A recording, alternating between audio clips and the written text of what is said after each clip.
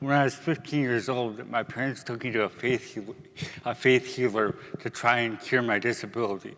As I'm sure you can tell, it didn't work.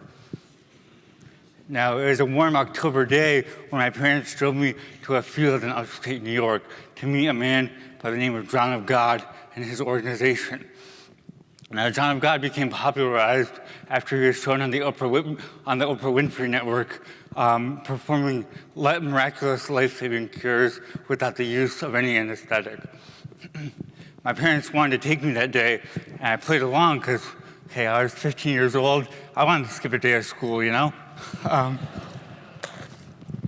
However, as the years have progressed, that day has stood out in my mind and how I understand both disability and cure, and not for the reasons one might think. My name is Bukowski. I'm a PhD student here at the Ohio State University in the English department. I study how our ideas about disability are culturally produced. Today, I'll be reflecting on my experiences with that day with John of God to get you to think about cure in different ways. Mainly how cure can put people with disabilities into exploitative positions. I was born with a disability that has no cure. I'm only 24 years old, but I'm already deeply tired of having interactions with people who think that they have some sort of cure for my disability. I'm tired of being stopped in the street. I'm tired of being offered prayers. I'm tired of being offered essential oils. That happens, you know. But what I want to talk about more are the more well-meaning, well-intentioned comments made by those closest to us that can be very detrimental to people with disabilities and our understanding of our identities. I'm tired of upon walking with a family member for the first time in a couple months, having them say something like, "Wow, Noah, your walking has gotten so much better." Here, better means less tripping, more steady, less like me. I'm tired of upon calling a friend for the first time in a couple months, having them say something like, "Wow, Noah, your speech has gotten a lot better." Here, better means less stuttering, more clarity, less like me. I'm tired of upon walking with my dad for the first time in a couple months, having him say something like, "Wow, Noah, have you ever thought about moving your foot like this when you walk? That might make it better." Here, better means less noticeable, more like him, less like me. Now, you might be thinking that these are all well-intentioned compliments that I should take in stride. However, in them, I see this idea of progress in the minds of my loved ones equates to the erasure of my disability, or me getting better and becoming less disabled, more non-disabled. And that's why I think these comments, again, while they're well-intentioned, can actually be very detrimental in how we as people with disabilities see ourselves.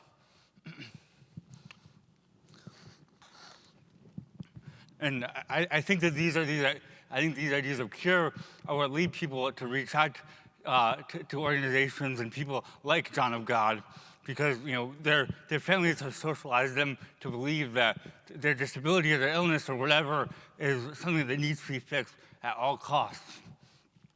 Now, cure often operates according to power dynamics. You have one party who is offering the cure, who's going to administer the cure or medical treatment, and then you have the other party that is going to receive the cure and the medical treatment, who will often give anything to receive that cure. This is even more exploitative when the person offering that cure is one sole man who is not held accountable and believes himself to be a god. 2 years ago, hundreds of people came forth and stated that John of God had sexually assaulted them.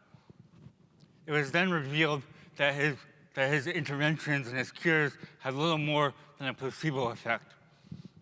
I weep for those that thought that they would be cured and ended up becoming harmed.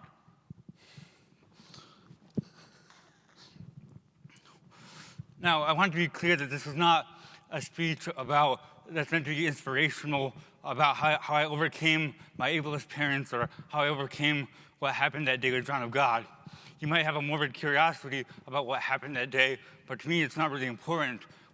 what's important to me is what that day stood for and how it showed my parents had this deep desire to have my disability cured. In the same way, this is not meant to be a public hit piece against my parents. I believe my parents were acting out of their best intentions, out of what they knew. Before I was born, my parents had no understanding about disability at all, and they were socialized to believe what some of you may believe, that disability is an objective bad thing that we should try to fix.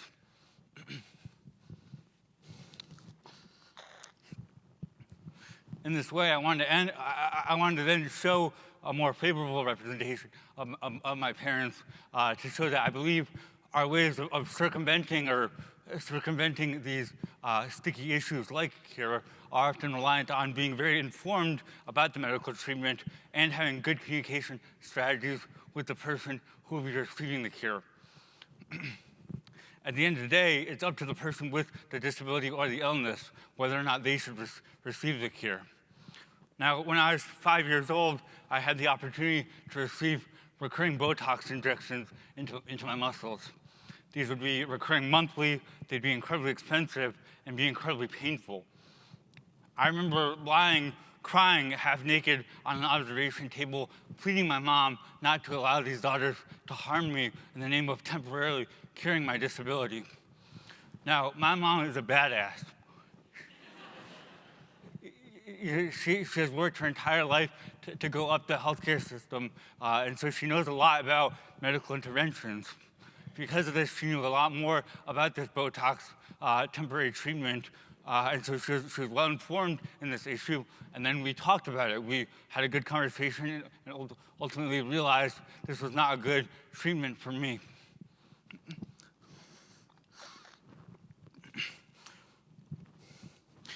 These bags I have under my eyes will never go away. I've had a lifetime of tiresome interactions with people who think that they know what's best for me and that they think they know they can cure my disability.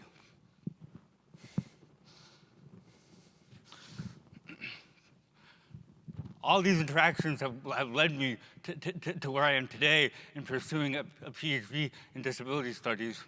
I believe disability studies is what allows us to interrogate these very contextual, very complicated issues like cure, and to study them and to try to get to the bottom of how they work and how we can put people in the best place for themselves and receive the best treatment plan. Now, I've had all these tiresome interactions, but teaching is what energizes me. I get energized when I see a student realize that most of the media representations of people with disabilities show us as one-dimensional inspirational objects. I get energized when I see a student realize how inaccessible our campus is.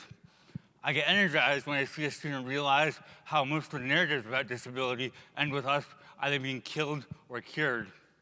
I get energized despite the fact that these are all very negative realizations to come to, because in them I see a genuine knowledge of how the world is broken and a desire to fix it. Now, I thought I could leave you with some further reading, further research to learn more about disability, more about disability in these ways by people with disabilities. You can read books like Brilliant Imperfection by Eli Clare, which tackles this cure dilemma in much more detail than I can in a 10-minute talk.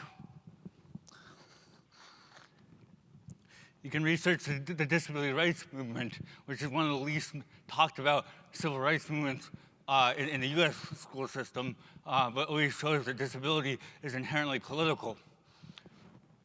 You can support disabled content creators like Jessica Kellgren-Fozard, who create incredibly informative and entertaining content about disability on YouTube. You can get involved in local disability communities here in Columbus or even globally on Twitter. At the end of the day, I don't want this to be an inspirational talk that you forget about in a couple of days. This is a call to go forth and learn.